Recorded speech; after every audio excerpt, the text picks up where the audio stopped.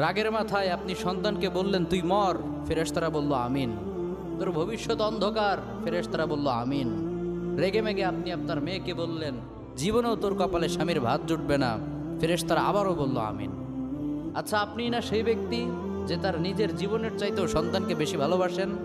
আপনি না সেই ব্যক্তি যে তার সন্তানের জন্য হাসতে হাসতে নিজের জীবনটাও দিয়ে দিতে পারেন? আপনি না সেই ব্যক্তি যে আল্লাহর কাছে নিজের চাইতেও সন্তানের জন্য বেশি দোয়া করে?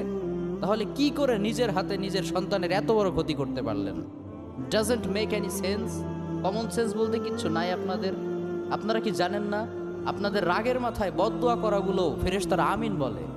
দাওয়াতুল ওয়ালিদ আলা ওয়ালাদি, বাবা মা তার সন্তানের জন্য যেই দোয়া করে সেটা ভালো হোক কিংবা বদদোয়া হোক, আল্লাহ সেটাই কবুল করে নেয়।